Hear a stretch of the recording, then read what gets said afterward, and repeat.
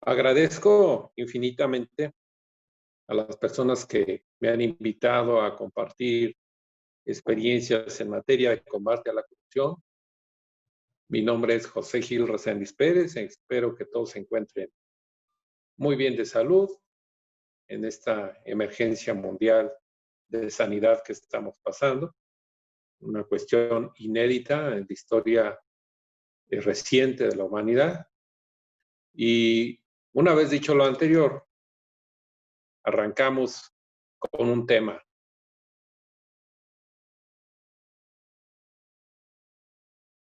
Es un tema bastante interesante porque habría que ver cómo cada uno de los aspectos, tanto de justicia administrativa como justicia penal, empiezan a enlazarse, van de la mano. Aunque son aspectos diferentes, las sanciones son diferentes, los procedimientos son un tanto cuanto muy diferentes, confluyen a final de cuentas, inclusive en algunos aspectos de la redacción de las faltas administrativas o penales, el tipo de conducta reprochable o sancionable. Dicho lo anterior, vamos a pasar a ver una pequeña consideración preliminar. Me gusta mucho, me entusiasma poder estar platicando con ustedes, quien ya me hayan escuchado. En este caso particular, para hacer un poco más didáctico la charla, traigo a colación el triángulo del fraude. ¿Qué es el triángulo del fraude? Bueno, pues el triángulo del fraude tiene tres aristas como triángulo, y el triángulo del fraude tiene, por un lado, la oportunidad, primeramente, la racionalización, segundo, y tercero, la motivación. El triángulo del fraude trata de explicar la conducta reprochable del individuo que actúa u omite obligaciones legales en beneficio propio o de un tercero. ¿Qué significa en el triángulo del fraude la oportunidad? Pues la posibilidad de cometer el fraude. Y entiéndase fraude por cualquier hecho delictivo que mediante maquinaciones o el engaño se apropia de algo o lucra con algo que no le pertenece. Entonces, la primera acción es que exista la oportunidad, la posibilidad de cometer el fraude.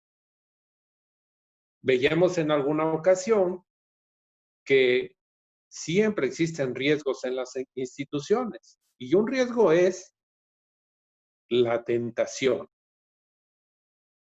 ¿Qué es la tentación? Bueno, pues es la otra parte del triángulo del fraude que viene a ser la motivación, que es la segunda, la tentación o presión percibida para cometer el fraude. Ya está la oportunidad, el momento, el día, la hora, el recurso material, pero luego viene la tentación de ver la posibilidad de que está ahí presente y tomarlo indebidamente. Esa es una percepción que infiere el probable responsable de la conducta reprochable.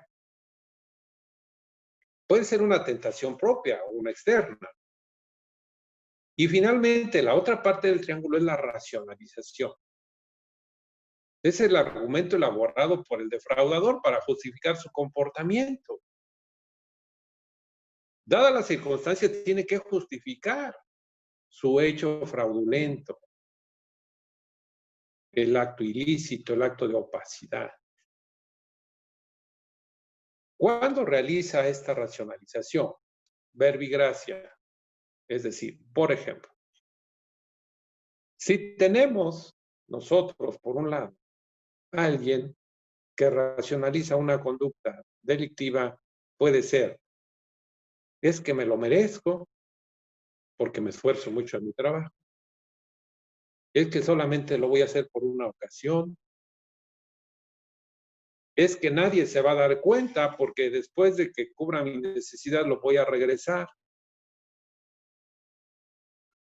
Es que el más grave yo no he visto que a nadie castiguen por hacer esto. La impunidad. Viene la racionalización del tema del triángulo del fraude en esos tres aspectos fundamentales. La oportunidad, la motivación y la racionalización. De ahí, pues, de que había que quitar o mitigar las motivaciones, o sea, las tentaciones, con temas de integridad de los funcionarios públicos, ética, códigos de conducta, para evitar controlar las tentaciones y tratar de eliminar las oportunidades, teniendo disciplina financiera, dando cumplimiento a la norma. Y por otro lado, evitar que el funcionario público tenga este tipo de razonamientos, de justificaciones. Espero haya sido claro en la explicación del triángulo del fraude, que es un antecedente didáctico muy interesante. Entonces ahora vamos a pasar de nuestra agenda al capítulo 2, que son las reformas al Código Penal y su correlación con las faltas graves en materia de combate a la corrupción. Hay que recordar que el Sistema Nacional Anticorrupción es todo un sistema, es toda una estructura, son 7 instituciones, corregimos, 7 instituciones, pero 6 de ellas, instituciones públicas y una ciudadana, quien es quien preside. Pero a su vez también una estructura legal que le da todo ese marco para actuar. 7 leyes, unas de nueva creación, 4 y 3 reformadas, que le dan estructura al marco del combate a la corrupción. Dentro de ellas está el Código Penal Federal, que es donde vienen las conductas reprochables, que muchas de ellas ya existían, pero fueron fortalecidas en la reforma del 18 de julio del 2016, y de igual manera la Ley General de Responsabilidades Administrativas, donde se establecen las conductas graves de los funcionarios públicos. En esta ocasión nos ocuparemos brevemente de esas dos instancias, porque es lo que le da estructura y sustento jurídico al tema a tocar, que son las faltas administrativas graves y los tipos penales establecidos en el Código Penal Nacional. ¿Qué pasa, decíamos, con las faltas administrativas graves? Bueno, como la Ley General de Responsabilidades Administrativas ya no solo sanciona funcionarios públicos y también a particulares, habría que abrir 2 capítulos. Primer capítulo, responsabilidad de funcionarios públicos pueden incurrir en cohecho, peculado, desvío de recursos, utilización indebida de información, abuso de funciones, actuación bajo conflicto de intereses, contratación indebida, enriquecimiento oculto, ocultamiento de conflicto de interés, tráfico de influencias, encubrimiento, desacato, obstrucción de justicia.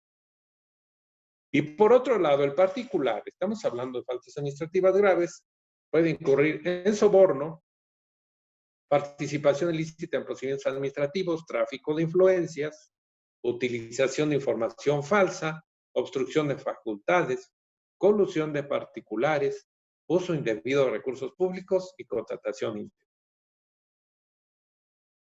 Por ahí más o menos va la estructura de las faltas administrativas graves, y digo más o menos porque no hemos entrado a explicar ninguno. Ahora en particular, hablemos del cohecho. ¿Qué es el cohecho?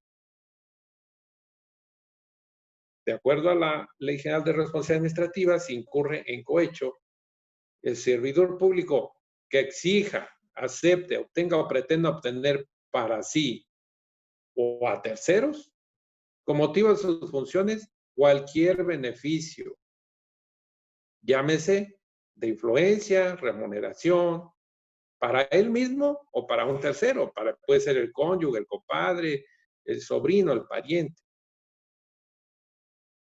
¿A qué se refiere esto?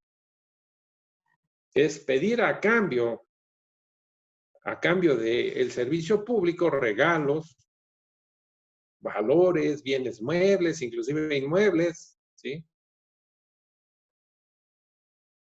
Esto es una situación recurrente, por eso se plantea el tema del cohecho. Generalmente se conoce como mordida, cochupo, entrarle con la del pueblo, etcétera, etcétera. Bueno, pasamos pues al tema de lo que es el peculado. Este supuesto se actualiza cuando el servidor público autoriza, con motivo de sus funciones, o solicita realizar actos para el uso o apropiación para sí, para su cónyuge, para cualquiera que tenga una relación laboral, parientes, profesionales, cualquier acción que realice para obtener un beneficio público sin fundamento jurídico o en contraposición a las normas aplicables. ¿Cómo ocurre el peculado? Es influenciar para que alguien más se beneficie con conductas, autorizaciones, como en el caso de autorizar cambios de uso de suelo con violación a la norma, por poner un ejemplo. Porque está autorizando para beneficiar a alguien cuando se violenta la norma. Cuando, bueno, se cubren todos los procedimientos, no se beneficia a alguien en particular. Se cumplen los procedimientos, pero cuando de atrás de eso existe una autorización indebida, se está beneficiando a alguien. Desvío de recursos públicos. Es cuando el responsable del manejo de los recursos realiza actos para la asignación o desvío de los mismos. Ya puede ser materiales o humanos. Inclusive hasta actos jurídicos, en contravención obviamente a la norma. ¿Qué seguiría de esto? La utilización indebida de información. ¿A qué se refiere? Es cuando al adquirir para sí o para su cónyuge o para un tercero vinculado a él, por simpatía, parentesco, amistad, bienes inmuebles y valores que pudieran incrementar su valor en general, que mejoren sus condiciones, así como obtener cualquier ventaja o beneficio privado como resultado de la información privilegiada de la cual tenga conocimiento.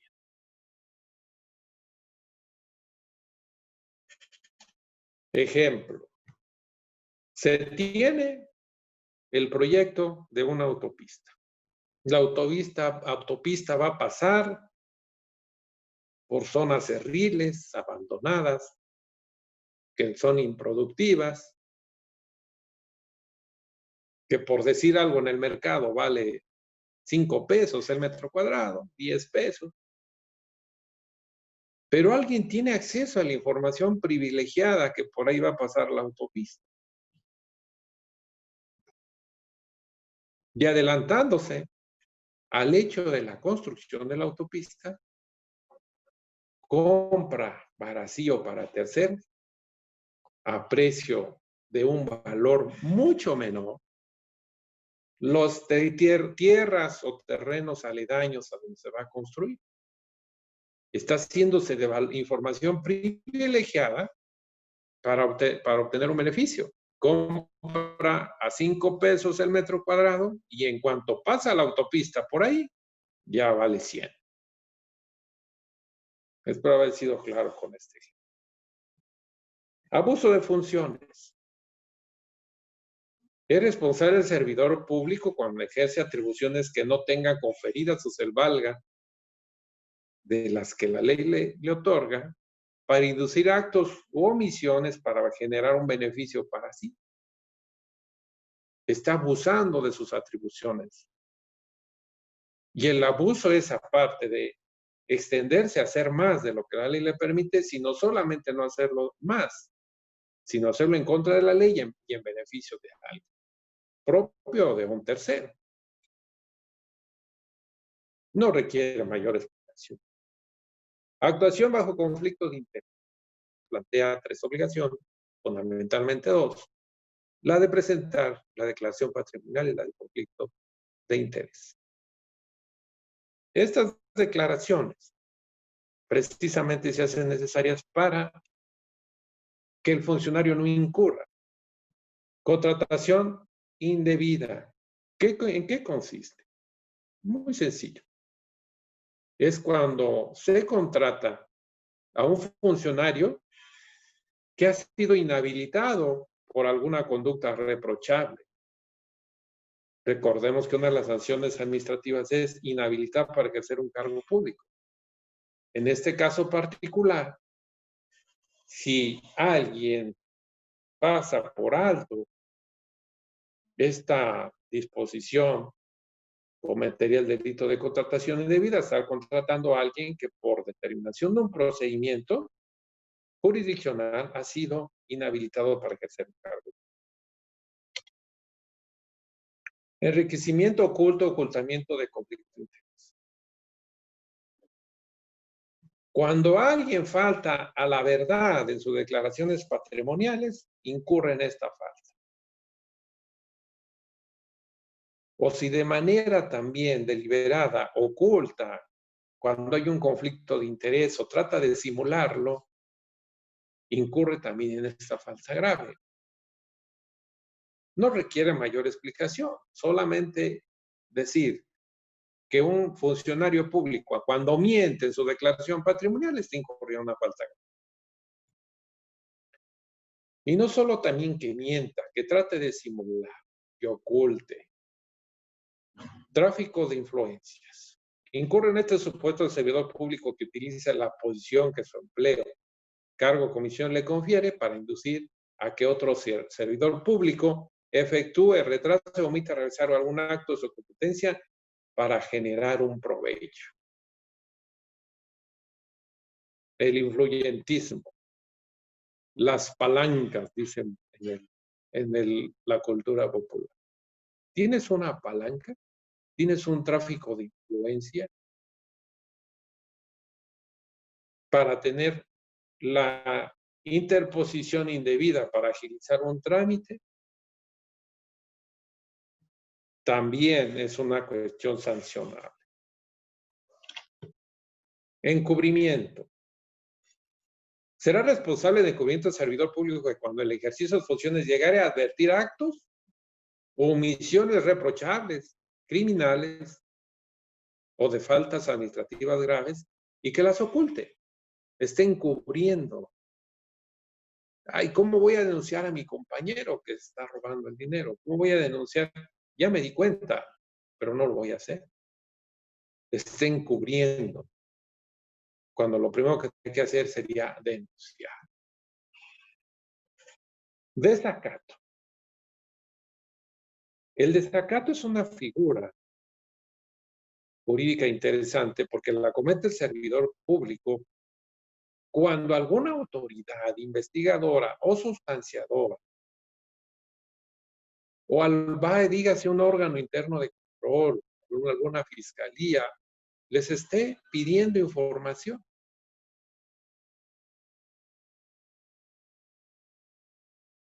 Se niegue a entregarle o haga algo, o entregue una información incorrecta, falsa, evada la respuesta, o trate de simular para beneficiar a alguien la información que le están pidiendo porque se esté investigando un delito, una conducta reprochable, una falta grave, un acto de opacidad, un acto de presunto acto de corrupción.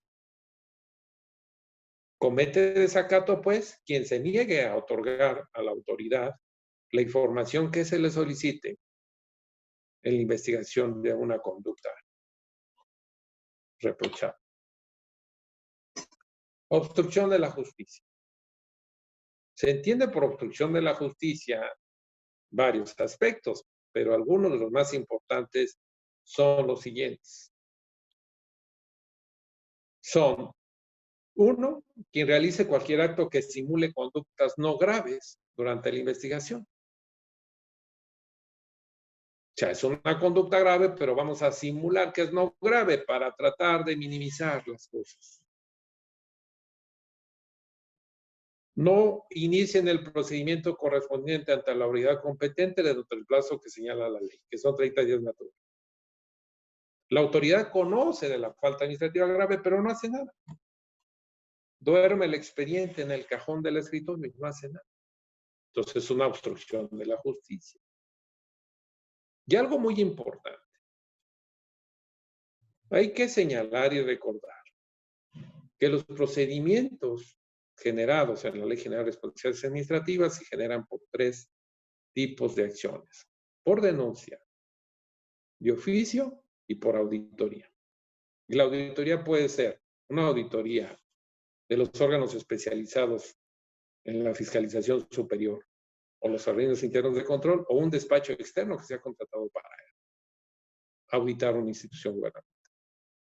Entonces, bajo esos 3 supuestos está la denuncia, pero también se tiene por una obstrucción de justicia cuando el que es encargado de impartir la justicia revela el nombre del denunciante. ¿Qué va a pasar con el denunciante?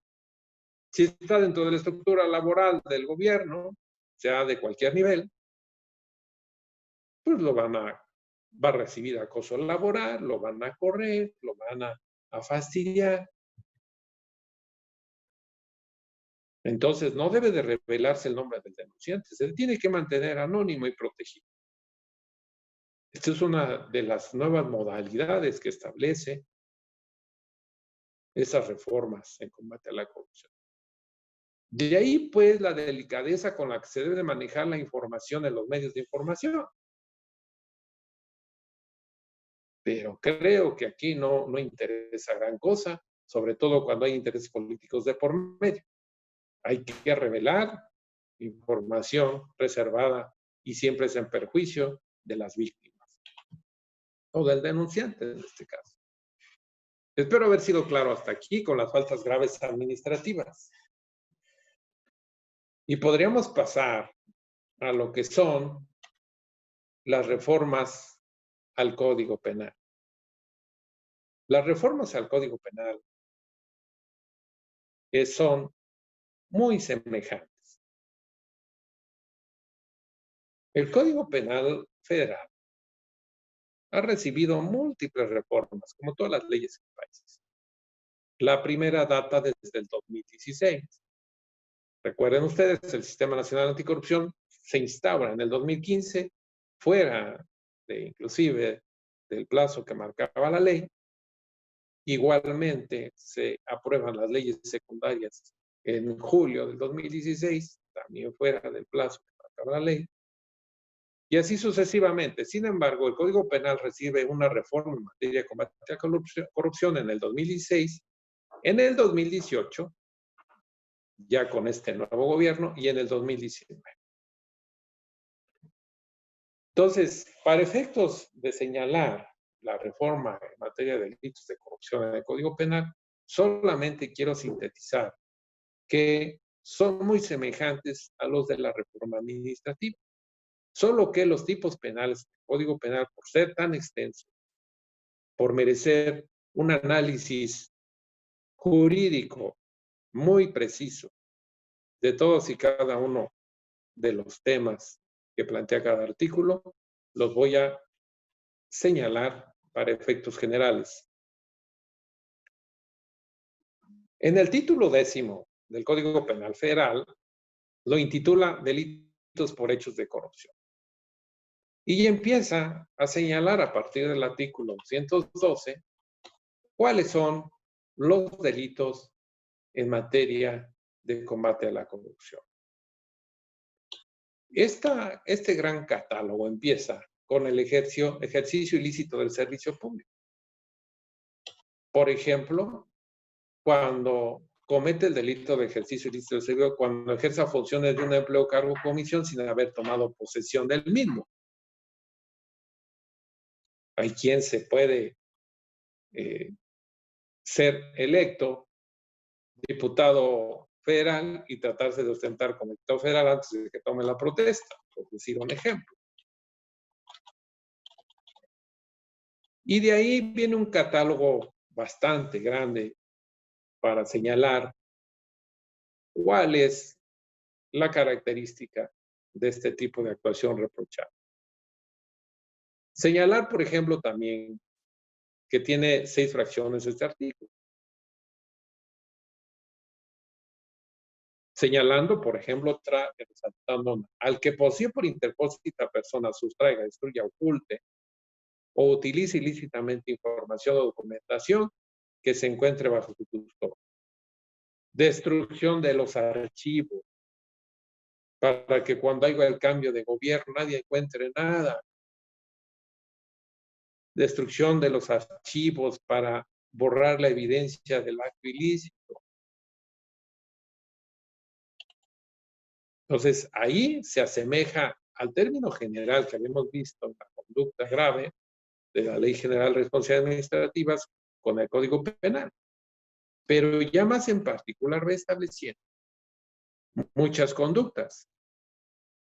Hay expertos en derecho que dicen que ser casuísticos en la ley es erróneo, que hay que ser más generales. ¿Qué quiere decir esto? Que al empezar a señalar conductas particulares en la ley, quedan excluidas otras. Entonces hay que tener una mayor técnica legislativa para establecer puntualmente cómo es que se comete la falta reprochable en un artículo que se aplique para la generalidad. Es decir, delito de homicidio. ¿Quién comete el delito de homicidio? El que prive de la vida a otro. Modalidades. De manera culposa, quien sin la intención de hacerlo atropella a alguien. Privó de la vida, pero no tenía la intención. Con agravantes. En riña. Con alevosía y ventaja, premeditación, etc. Con dolo, con la intención. Con arma de alto calibre. Con arma punzocortante, etc. Entonces, ya la particularidad es una, pero ya tenemos la generalidad de que prive la vida a otro. Y en este caso de los delitos en materia de corrupción, es un gran catálogo, por ejemplo, de abuso de autoridad, que es el siguiente. Cometen el delito de abuso de autoridad los periódicos que incurran en tales conductas. Cuando para impedir la ejecución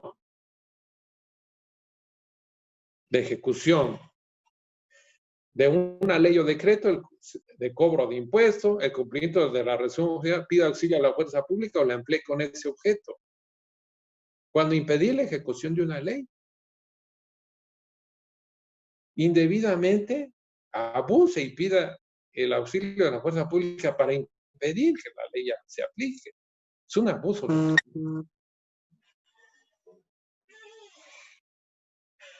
De ahí, pues, que nos vamos entonces señalando la cantidad de conductas reprochables que existen en el Código Penal.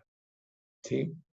Por ejemplo, el de coalición de servidores públicos, que ya lo platicábamos, se coaligan, se ponen de acuerdo para cometer la conducta ilícita. El delito de uso ilícito de atribuciones y facultades, el delito de concusión, el delito de intimidación, el delito de ejercicio abusivo de funciones, el delito de tráfico de influencia, el de cohecho, que ya explicamos, el de peculado también, el delito de enriquecimiento ilícito y delitos contra la impartición de justicia. Creo que hemos sido muy claros en este tema, ¿sí? Y pasaríamos a cerrar solamente argumentando lo siguiente. La lentitud con la que funciona nuestro sistema anticorrupción en el país no data de 2015, cuando se emite el sistema anticorrupción, ni tampoco desde Miguel de la Madrid, cuando enarboló el tema del combate a la corrupción, ni más anterior. La corrupción siempre es un tema de discusión muy amplio. En esta reforma del 2015 se planteó que mientras no se nombrara el fiscal especial anticorrupción en materia federal, no iban a entrar en vigencia las reformas al Código Penal. No iban a entrar en vigencia las funciones de la Fiscalía Especializada en materia de delitos de corrupción, ni las fiscalías especializadas, ni tampoco iban a entrar toda la estructura de la nueva Procuraduría General de la República en materia de hechos de corrupción hasta que no se nombrara el fiscal. Aunque la ley fue aprobada desde el 2016, pasó 17, 18 y hasta 19 fue nombrado el fiscal especial anticorrupción. Anteriormente criticado, recuerdan ustedes esa designación del fiscal carnal, que significa un fiscal a modo. Había mucha crítica, en el gobierno anterior no se aventuró a designarlo por las diferentes críticas, y finalmente fue designado el fiscal especial anticorrupción, que recayó en la persona de la doctora María de la Luz Mijangos Borja, el 11 de marzo del 2019. Y en consecuencia, se vino en cascada la vigencia de toda esta normatividad, de todas estas leyes. Sin embargo, el 25 de abril de 2019, una asociación civil llamada Derechos Humanos y Litigio Estratégico Mexicano promovió un amparo porque consideraba que la asignación no había sido la correcta. La vinculaban a que había sido contador mayor de Hacienda en la administración del actual presidente. Un juez conoció de la causa y finalmente citó una audiencia el 6 de junio de 2019 para ver si admitía, y finalmente resolviendo en marzo de este año que había falta de interés jurídico de los promoventes y por lo tanto se tenía como bien hecha la designación de la doctora en el cargo. Yo creo que aquí, más que los cuestionamientos, cuando cualquier persona o funcionario o designación pasa por la conformación, ratificación o designación del Poder Legislativo, siempre va marcado de un tinte político.